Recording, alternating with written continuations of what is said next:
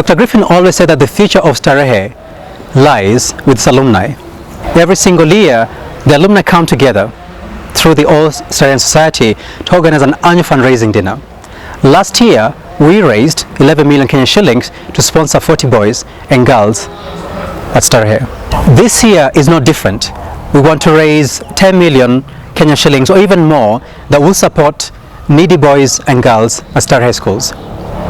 We want to ask you, a fellow alumni, to consider giving towards this noble cause. Having started from the humble beginning of 72 girls, we are now at 560 total.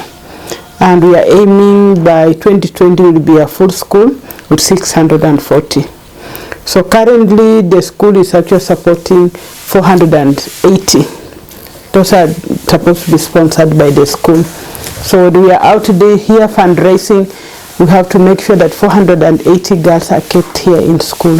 The transformation work that we are currently carrying out at the school is essentially about 4 elements, which are what define Starehe and what's supposed to define Starehians. The first of these is about restoring a culture of care, which is what Starehe is about. In fact, our mission is to provide care and education to boys in need and transform them into exemplary and productive members of society. That is our mission at Starehe. So the first thing about the transformation agenda is restoring that culture of care. We want to restore the excellence in academics that we had previously and in co-curricular activities. We want to restore the character formation and leadership elements that are an important part of the Starehe character. And finally, we want to restore that whole concept of Starehe as a character building institution with an emphasis on self-discipline, self-leadership, and of course service to society. It's a privilege to be here in Starehe because it's an international school which not only deals with education but also nurtures talents and more so about character molding and sends you into the world a real man. So I'm very happy to be in Starehe and I'm very grateful. There's a lot of opportunities in the school. Actually, I've loved music since I was young. I got to the school, I'm a music student. I got to play an instrument that I never thought I could ever hold before.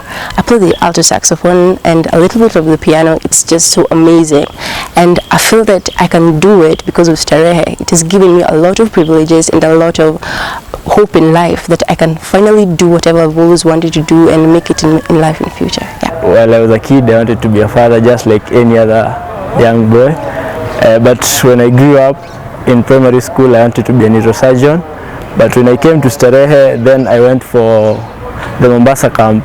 That's where I got to know where my passion is. From there, we were visiting the marine areas in Mombasa. That's when I realized that my passion is in marine and I always want to be a marine engineer. I would like to become a medical engineer, and through this I'm sure that I'm going to help others out there come back to Starehe, help other girls who are like me, who had a dream like me, and after I've accomplished mine, I'll show them that it's not impossible, it's possible for everyone to make it in life. Right from its foundation in 1959, Starehe has relied on individuals and organizations of goodwill to support our mission. This school was built, developed, grown on charitable support. It was a vision of our founder, the late Dr. Jeffrey Griffin, that at some point the primary benefactors of Starehe will be Starehians. Boys who themselves went through Starehe and have made it in life to a large extent because of the opportunity that Starehe offered them. And so it is in this context that over the last 5-6 years, OSS has grown in prominence as a benefactor of the school. In addition to individual donations that individual old boys have made, donations made by groups of old boys, either as class groups or house groups or some other group formation, We have received support directly from activities of the OSS, the biggest of which of course is the annual dinner. Right now we have 11 boys in this school that are here because of the OSS annual dinner. The OSS is paying their fees, and hopefully will continue to pay their fees, covering their tuition, their upkeep, their clothes, their medical care, and everything else that entails being a child at Starehe. Yeah. The contribution that we get so far, it's actually taking care of the 10 girls. All through the year, I am assured 10 girls will stay in school because of this dinner. And that's a great help for me, that I really don't have to go far looking for sponsorship for the 10. So I'm very grateful for this dinner and the work that the alumni are doing to help me keep 10 girls in school. Being a young school, only 13 years old, our needs are numerous. Our needs are many. Like as I sit here and as you will actually see outside there, we don't have a perimeter wall. We live in the forest with 560 girls without the wall, and that to me is scary. We need staff houses, we need a multi-purpose hall, we need an administration block, we need a store to store food and stationery. There are so many needs. Up to this year we needed extra classrooms and extra dormitory, but that has been taken care of. So now these are other needs, and especially the perimeter wall. Being the girls, I think we need a fence to at least make sure that they are gauged in and their security is guaranteed.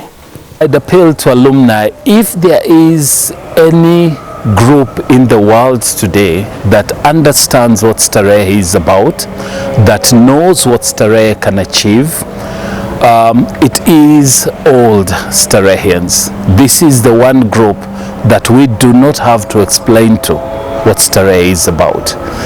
This is the group that must therefore support Starehe going into the future. So I'd really urge you, my brothers and sisters, to provide the support in any and every way that you can. And every little bit counts. To quote an extract from our charge, remember, it's each one according to his means. Let us do this, we can do it. It is in perfect keeping with the vision of Dr. Griffin, and we do have a moral obligation to do it.